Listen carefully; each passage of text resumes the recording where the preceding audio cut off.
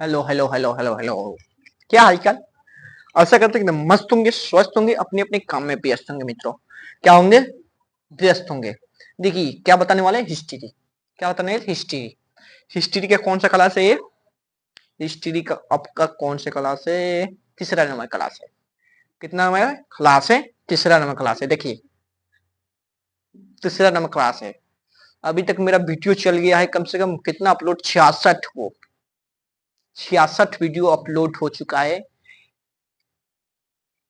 ये 66 70 number video upload हो रहा है। दो एक्स्ट्रा में रखते हैं, दो वीडियो एक्स्ट्रा में रखते हैं।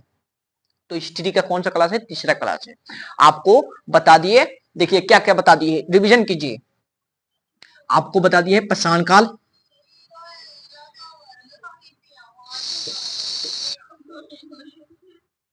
पाषाण काल। उसके बाद बताए हैं पाषाण काल,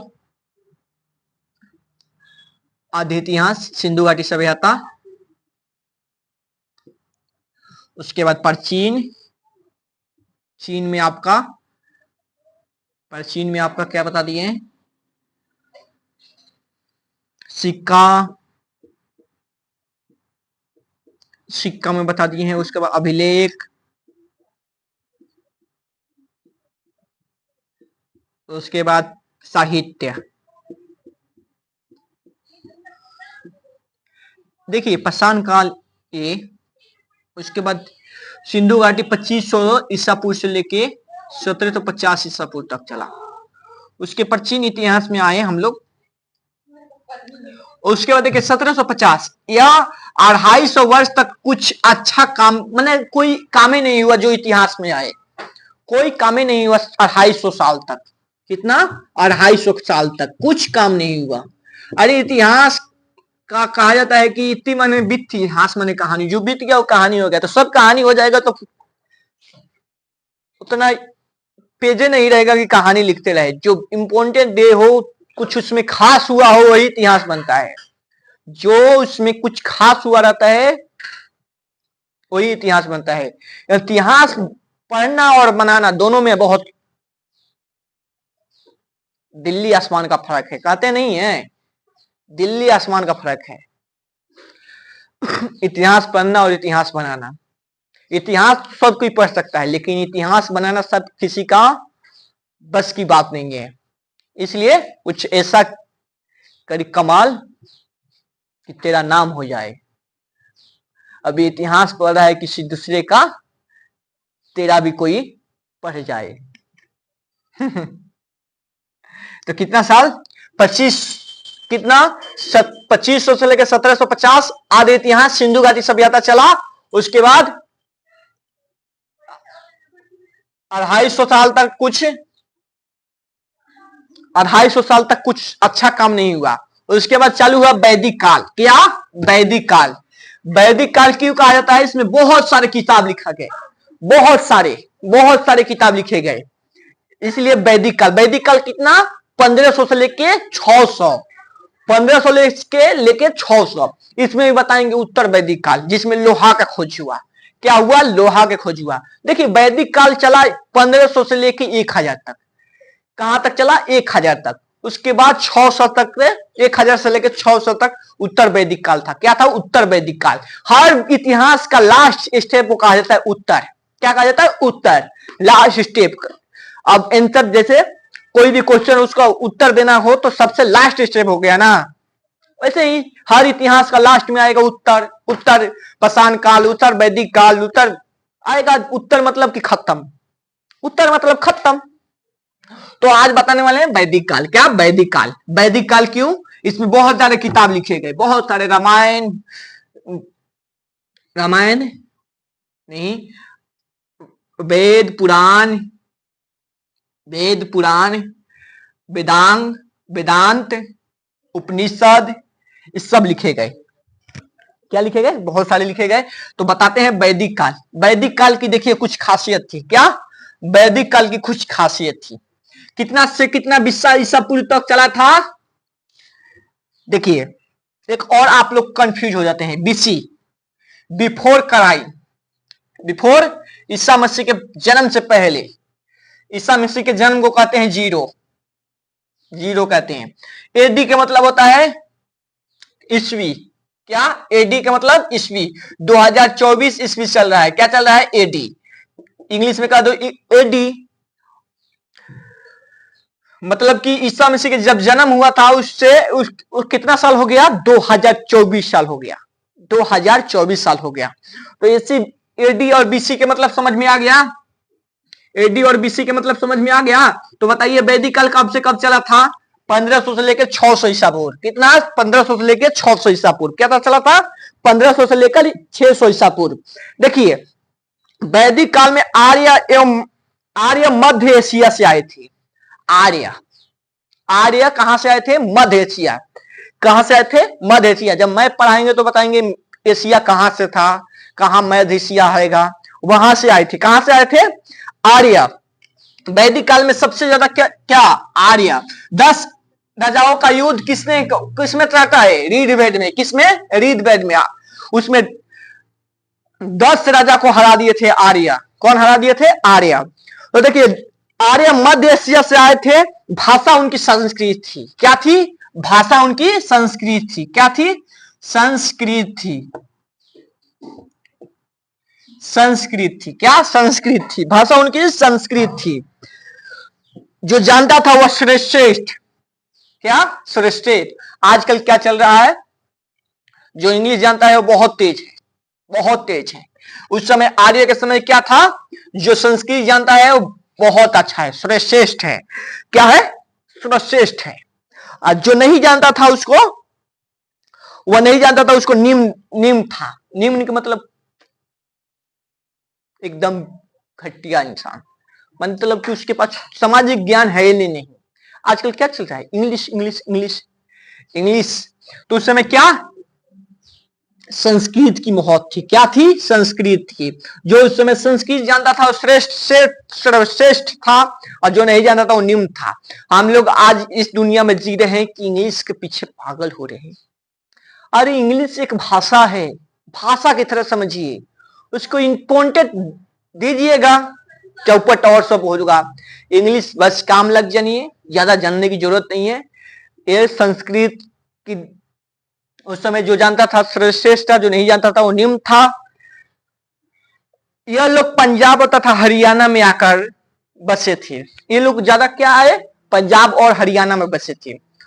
मध्य एशिया से आए थे। कहां? आर्य कहां से आए थे? मध्य एशिया से आए थे और पंजाब और हरियाणा में आकर बसे थे। जहां बसे थे उसे सप्त संघन कहते थे। क्या कहते थे? सप्त संघन कहते थे। आर्य जहां बसे थे उसको सप्त संघन कहते थे, क्योंकि वहां 7 नदी का प्रसरण था।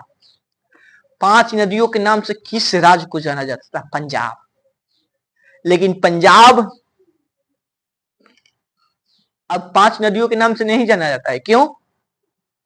क्योंकि पड़ोसी के पास भी पंजाब है, तो कुछ नदी उधर चली गई, कुछ नदी इधर आ गई। लेकिन जब आर्य आए थे तो हिंदुस्तान पाकिस्तान बंटवारा हुआ था? नहीं हुआ था। तो 5 नदियों के नाम से पंजाब को जाना जाता है। 2 नदी हरियाणा में है। 7 सप्त संघन कहते थे। 7 वो नदी के किनारे बसे थे। कौन? आर्य। कहां से आए थे? मध्य एशिया से। कहां से आए थे? मध्य एशिया से। इस लोगों के काम महत्वपूर्ण पशु गाय थी और कार्य कृषि थी, इसलिए नदी के किनारे बसे थे। अब मान लीजिए कि फसल के कृषि करेंगे, उस समय हैंडपंप था ही नहीं, मोटर था ही नहीं, पंप सेट था ही नहीं, तो कैसे पटौनी करेंगे? नदी के पास बसना पड़ेगा ना। तो उस समय उनका मुख्य कार्य कृषि था और पशु में गाय थी। क्या थी? गाय थी। पशु में क्या थी? गाय थी। गाय क्या मानते थे? गाय को गाय पाले रहते थे। यह लोगों ने पूरे भारत में संस्कृत बोलने सिखाने के लिए 2 ऋषि भेजे। क्या भेजे? 2 ऋषि भेजे। 2 ऋषि भेजे संस्कृत सिखाने के लिए। दक्षिण में कौन गए? अगस्त ऋषि। कौन गए? अगस्त ऋषि। दक्षिण में गए अगस्त ऋषि। उत्तर में आए गौतम राहुग्या। उत्तर में आए, उत्तर में कौन आए? उत्तर में आए गौतम राहुग्या। 10 राजाओं का युद्ध में 10 राजा तथा आर्यों के बीच युद्ध हुई, जिसमें आर्य की जीत हुई। ये ऋग्वेद में कहा चर्चा है, ऋग्वेद किसमें चर्चा है, ऋग्वेद में। गायत्री मंत्र किसमें से लिया गया है, अथर्ववेद।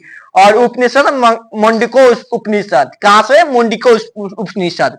देखिए वैदिक काल और उत्तर वैदिक काल, ये देखिए इसका दो पार्ट में वर्गीकृत किया गया। एक को कहा गया वैदिक काल और एक को कहा गया उत्तर वैदिक काल। देखिए वैदिक काल,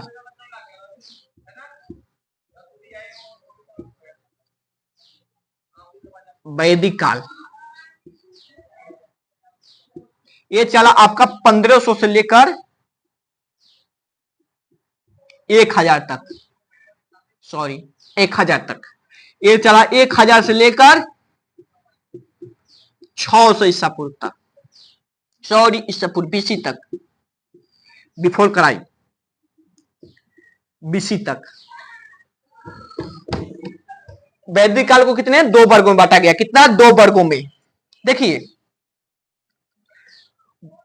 वैदिक काल और उत्तर वैदिक में क्यों अंतर है बताते हैं। देखिए उत्तर वैदिक काल में सबसे मुख्य कार्य लोहा की खोज हो गई थी।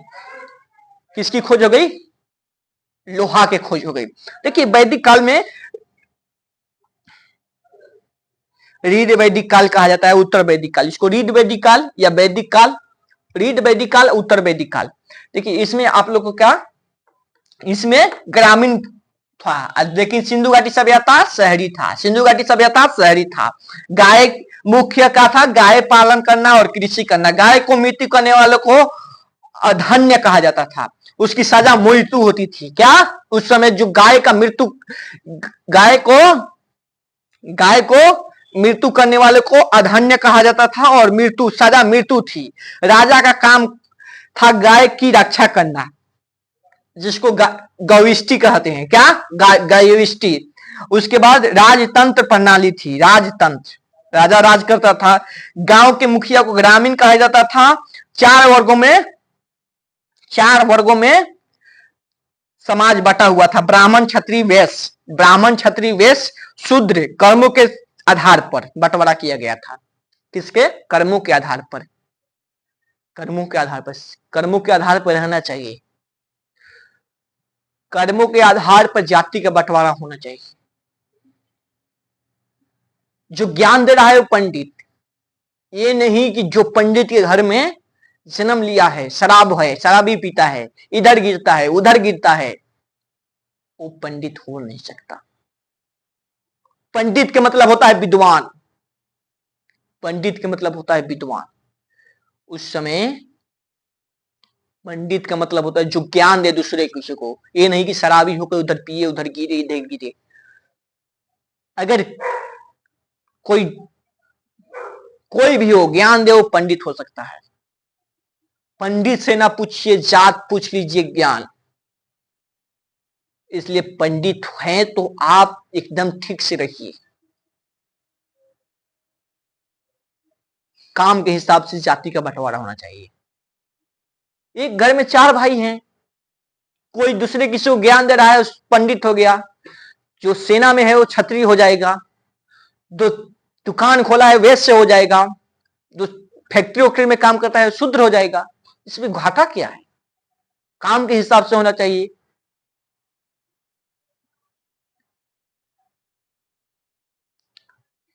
काम के हिसाब से होना चाहिए मित्रों। तो वैदिक काल में क्या था, कर्मों के आधार पर था। क्या था, कर्मों के आधार पर, कर्मों के आधार पर था। उस समय देखिए नदियों के नाम, रावी नदी को परसुनी कहा जाता था, सतलज को शत्रुधि, झेलम को विपाशा, झेलम को विपाशा, झेलम को विताशा, ब्यास को विपाशा, ब्यास को विपाशा, गंडक को सादा नीरा, गंडक को सादा नीरा, गंडक को सादा नीरा। उधर सिंधु को सिंध, सिंधु के सिंध, सिंधु को कहा जाता है सिंध का। चिनाब को आस्कनी, चिनाब को आस्कनी, गोमती को गोमल, गोमती को गोमल। सबसे प्रमुख देवता उस समय इंद्र थे। क्या थे, इंद्र थे। वैदिक काल में सबसे प्रमुख देवता कौन थे, इंद्र थे। कौन थे? इंद्र थे। और अग्नि, वरुण और सोम, सबसे प्रमुख देवता इंद्र थे। और अग्नि, वरुण, सोम, इंद्र की पुरंदर कहा जाता था कि पुरंदर किला को भी पुरंदर कहा जाता था, क्योंकि उनका युद्ध के भी देवता कहा जाता था, क्योंकि 250 बार चला, युद्ध के देवता इंद्र को कहा जाता है। 250 बार चर्चा है, किसमें? 250 बार चर्चा है। अग्नि का चर्चा 200 बार है। वरुण का मतलब हवा, सोम का मतलब जंगल, मारुति का मतलब तूफान का देवता, मारुति मतलब तूफान का, क्रोध के देवता। टेक्स को बलि कहा जाता था, बलि कहा जाता था। सबसे ज्यादा खेती होती थी। सबसे बड़ा पद राजा का था, सबसे छोटा ग्रामिक का पद था। उस समय 3 सम्मेलन हुए। क्या थे? 3 सम्मेलन होते थे। देखिए, सभा, समिति, विद्या।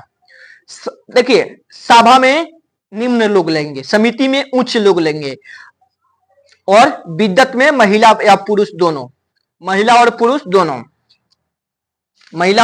दोनों। इसके बाद अगले क्लास में मिलते हैं, तब तक मिलते हैं अगले वीडियो में। तब तक नमस्कार, जय हिंद, जय भारत।